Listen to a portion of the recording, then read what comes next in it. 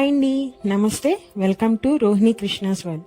ఈరోజు ఒక మంచి బ్రేక్ఫాస్ట్ రెసిపీ చూపిస్తున్నానండి. అదే చోలే భటూరే.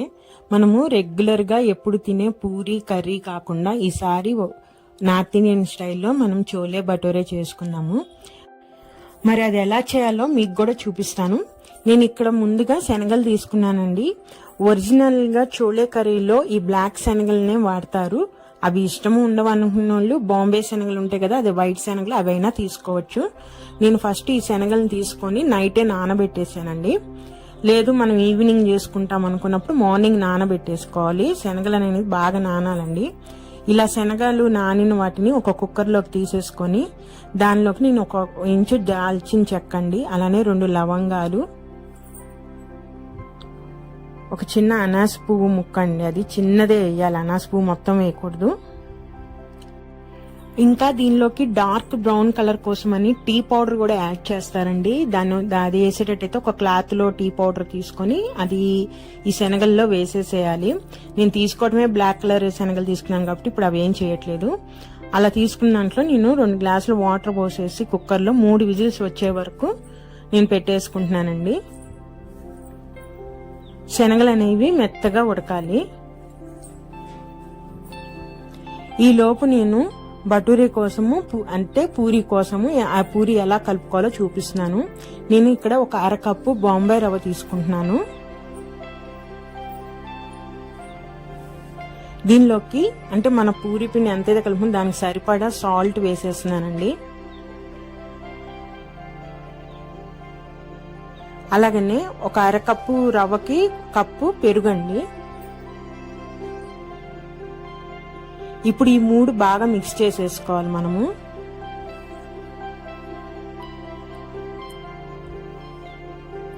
ఒక పేస్ట్ లాగా చేసేసుకొని ఇప్పుడు మనం ఎంతైతే ఈ పెరుగు రవ్వ మిశ్రమం ఉందో ఆ దాంట్లోకి సరిపోయేంత మైదా పిండి తీసుకోవాలండి. గోధుమ పిండితో చేయరు ఈ భటూరే అనేది, మైదా పిండే యూజ్ చేయాలి. కాబట్టి ఇలాంటి రెసిపీస్ అనేది ఎప్పుడన్నా ఒక్కసారి చేసుకుంటే హెల్త్ కి బాగుంటది. రెగ్యులర్ గా చేసుకోకూడదు, మైదా పిండి యూజ్ చేస్తున్నాం కాబట్టి. గోధుమ పిండితో కూడా చేయొచ్చు కానీ మళ్ళీ దాని టేస్ట్ మారిపోతుంది పూరి అనేది, అందుకని మైదా పిండే యూజ్ చేయాలి. ఇప్పుడు ఆ రవ్వ పెరుగు మిశ్రమంలో దానికి ఎంతైతే పడుతుందో అంత మనము మైదా పిండి వేసుకోండి. ఇక్కడ నాకైతే ఆ పెద్ద కప్ అంతా పట్టింది. అలానే ఒక 1/2 స్పూన్ అనేది బేకింగ్ సోడా ఉంటది కదా, అది కూడా వేసుకోవాలండి. ఇప్పుడు ఇవన్నీ పిండి అదంతా మొత్తం కలుపుకొని మనం పూరి పిండి ఎలా అయితే ఉన్నదో ఆ విధంగా మనం కలుపుకోవాలి.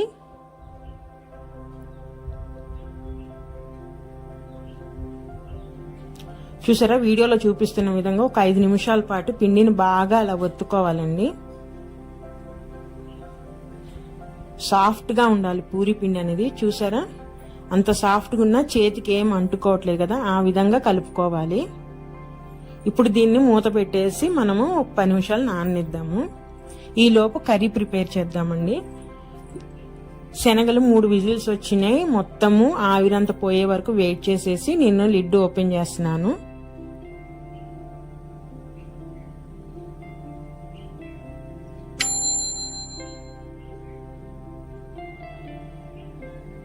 చూసారా, బాగా ఉడికిపోయినాయి కదా ఈ శనగలు అనేవి. ఇప్పుడు దీనిలోకి మనము చెక్క వేసాం కదా, అవన్నీ తీసేయాలండి. జస్ట్ ఆ ఫ్లేవర్ అనేది శనగలకి రావాలి అంతే. అందుకని మనం ఇప్పుడు అవి తీసేసి పక్కన పడేయాలి, చెక్క లవంగాలు అనేది. వీటిని ఒక క్లాత్ లో కూడా కట్టేసి వేయచ్చు. నా దగ్గర ప్రస్తుతం క్లాత్ లేదు కాబట్టి నేను డైరెక్ట్ గా వేసాను. ఇప్పుడు ఈ చోలే మసాలాకి ఒక మసాలా పౌడర్ కావాలండి ఈ కర్రీ కోసం. అది ఎలా చేయాలో నేను చూపిస్తున్నాను. ఇక్కడ 2 స్పూన్ల ధనియాలు, 1 స్పూను సోంపు అండి, అలానే 1 స్పూను జీలకర్ర, 4 లవంగాలు, 1 యాలుక్కాయి, అనాస పువ్వు చిన్న రెబ్బండి, అలానే దాల్చిన చెక్క, ఇవన్నీ తీసుకొని మనము డ్రై రోస్ట్ చేసుకోవాలి.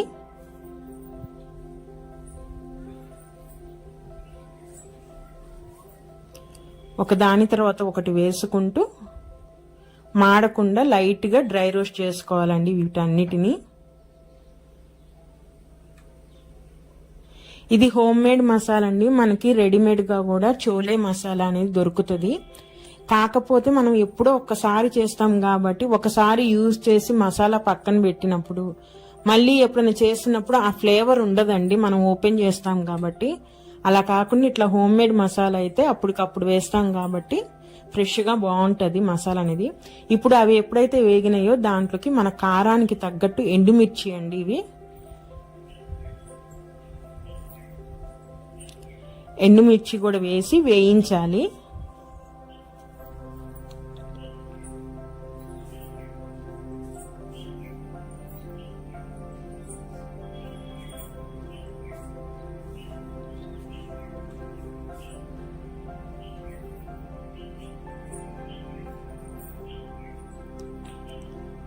ఒక 5 మినిట్స్ లో ఫ్లేమ్లో వేయించుకోవాలండి. హై ఫ్లేమ్లో పెడితే మాడిపోతాయి కాబట్టి లో ఫ్లేమ్లో పెట్టుకొని దోరగా వేయించుకొని చల్లార్చుకోవాలి.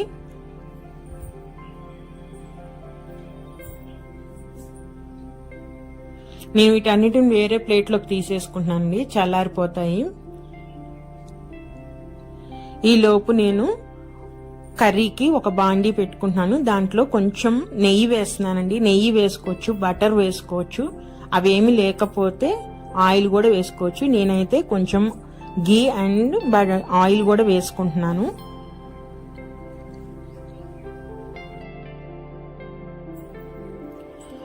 ఇంకా ఆయిల్ కొంచెం హీట్ అవగానే ఫస్ట్ ఇది బిర్యానీ ఆకు అండి, ఇవి 2 వేసుకుంటున్నాను.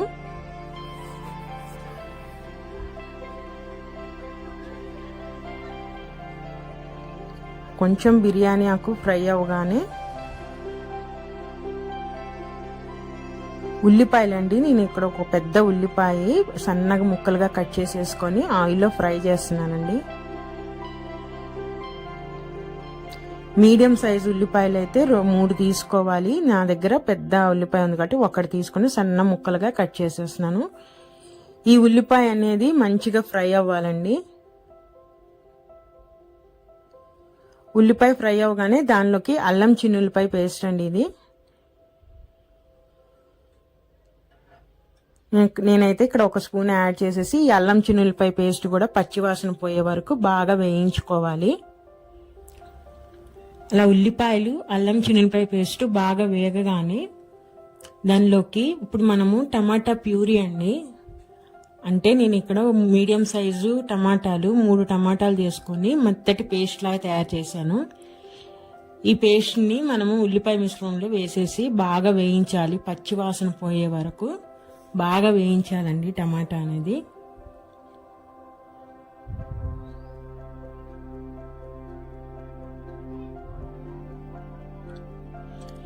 మూత పెట్టేద్దాం. మూత పెట్టేసి మీడియం ఫ్లేమ్లో పెట్టేస్తే 5 నిమిషాల్లో పచ్చివాసన పోయింది. ఈ లోపు మనం మసాలా వేసుకున్నామండి. ఇందాక అన్ని వేయించుకొని చల్లార్చాం కదా, ఇప్పుడు దానిలోకి మిక్సీ జార్లో తీసుకుని దానిలోకి నేను 1 స్పూను మిరియాల పొడి అండి, ఇది మీ దగ్గర డైరెక్ట్గా మిరియాలు ఉంటే ఇందాక వేయించేటప్పుడే మసాలా దాంట్లోకి 1 స్పూన్ మిరియాలు వేసి వేయించేసుకోవచ్చు. నా దగ్గర పౌడర్ ఉంది కాబట్టి ఇప్పుడు వేస్తున్నాను. ఇప్పుడు వేసి దాన్ని ఈ విధంగా వీడియోలో చూపిస్తున్న విధంగా పౌడర్ చేసుకోవాలి. ఇలా రెడీ చేసుకున్న పౌడర్ని మనకు కావాల్సినంత వాడుకొని ఫ్రిడ్జ్లో పెట్టుకుంటే మనకు ఇంకొక 15 రోజుల వరకు ఆ ఫ్లేవర్ పోదండి, అంతే ఫ్రెష్గా ఉంటుంది.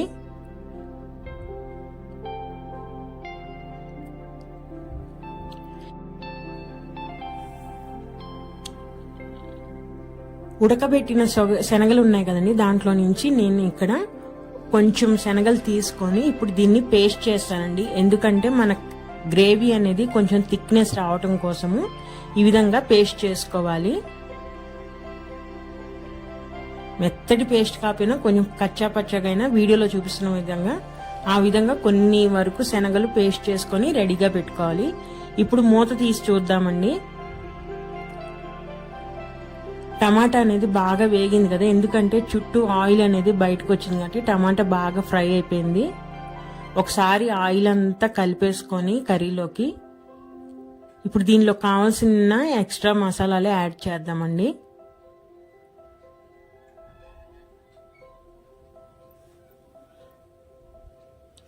నేను ఇక్కడ కొంచెం పసుపు వేసుకుంటున్నాను, అలానే కర్రీకి సరిపడే సాల్ట్ కూడా ఇప్పుడు వేసేసుకోవాలి మనము.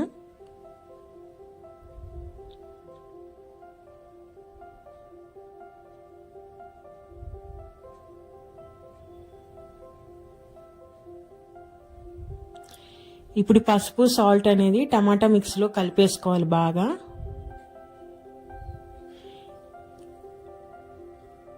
ఇంకా ఎటువంటి మసాలాలు కానీ ఇంకేమి యాడ్ చేయని అవసరం లేదండి మనము. ఇప్పుడు మీ ఉడకబెట్టిన శనగలు ఉన్నాయి కదా, అవన్నీ వాటర్తో సహా మొత్తం దీంట్లో పోసేసుకోవాలి. ఆ వాటర్లో మనము చెక్క లవంగా వేసిన ఆ ఫ్లేవర్ ఉన్నది కదా, వాటర్ తీసేస్తే ఆ ఫ్లేవర్ అంతా పోతుంది. సో మనం వాటర్తో సహా మొత్తము ఆ గ్రేవీలోకి వేసేయాలండి. ఇలా వేసేసి ఒకసారి బాగా కలిపేసుకోవాలి మనము.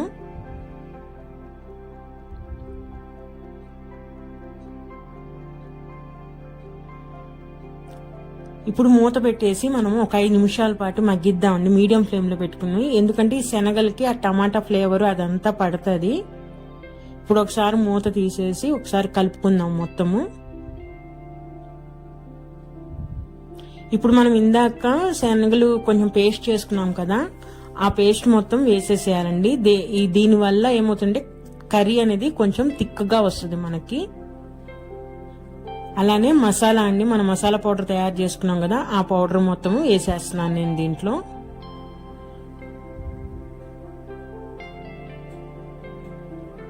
మనం ఎండుమిరపకాయలు వేసాం కాబట్టి ఎటువంటి కారం కానీ ఇంక ఎక్స్ట్రా ఇంకేం మసాలాలు వేయకూడదు. ఇప్పుడు మనం గ్రైండ్ చేసుకున్న మసాలాని గ్రేవీలో బాగా కలిసిపోయేటట్టు బాగా కలుపుకోవాలండి.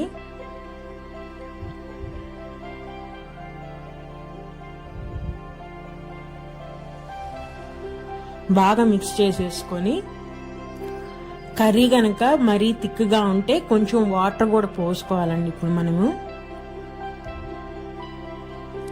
ఈ విధంగా వాటర్ పోసేసుకొని ఒకసారి కలిపేసేసి మళ్ళీ మనం మూత పెట్టేసుకొని మీడియం ఫ్లేమ్లో ఖచ్చితంగా 5 మినిట్స్ మళ్ళీ మనం ఉడికించాలి.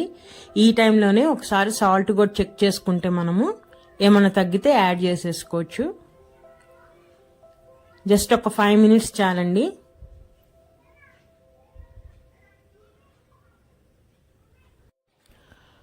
మధ్యలో ఒక్కసారి మనము కర్రీ కలుపుకోవాలండి, ఎందుకంటే శనగల పేస్ట్ వేసాం కాబట్టి అడుగును పట్టే ఇది ఉంది. అందుకని ఒక్కసారి గ్రేవీ కలుపుకుందాము.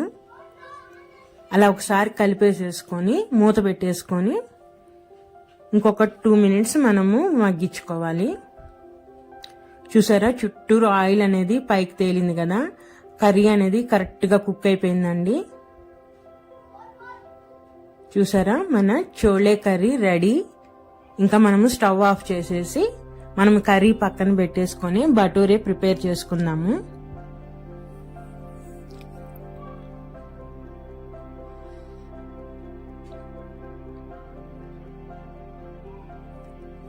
ఫస్ట్ నేను బటూరే కోసము ఒక బాండీ పెట్టేసుకొని ఆయిల్ వేసేసుకుంటున్నానండి. ఇది డీప్ ఫ్రై కాబట్టి కొంచెం ఆయిల్ ఎక్కువగానే పడుతుంది.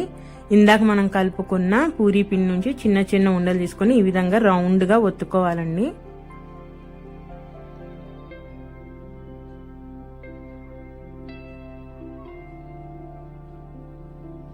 మైదా పిండి, పెరుగు ఇవి ఉండటం వల్ల పిండి అనేది సాగుతూనే ఉంటుంది. మనము వీలైనంత ఇదిగా సన్నగా చేసుకోవాలి. ఆయిల్ బాగా హీట్ ఎక్కిన తర్వాతే మనము పూరీలను వేయాలండి.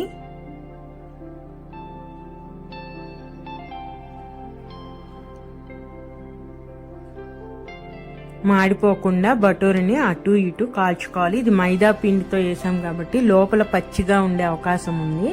అందుకని అటు ఇటు తిప్పుకుంటూ చక్కగా కాల్చుకోవాలి బటూరి అనేది.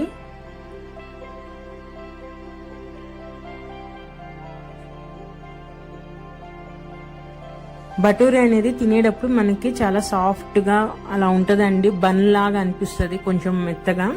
అందుకని లోపల పచ్చిదనం ఉండే అవకాశం ఉంది కాబట్టి మంచిగా బాగా ఫ్రై అయిన ఆయిల్లో మాత్రమే పూరీ వేసి అటు ఇటు మీడియం ఫ్లేమ్లో పెట్టుకొని చక్కగా కాల్చుకోవాలండి.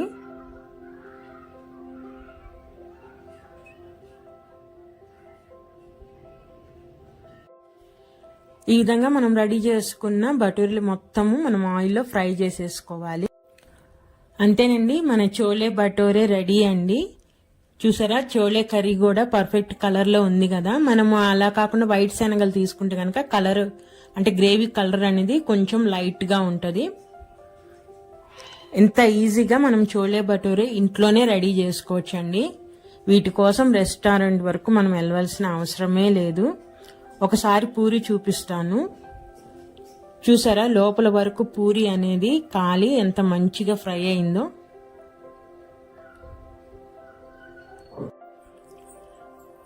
ఇలా రెడీ అయిన బటూరిని మనం చోలే కర్రీలో కనుక నంచుకొని తింటే సూపర్ టేస్ట్ ఉంటుందండి. ఒకసారి మీరు కూడా ట్రై చేయండి.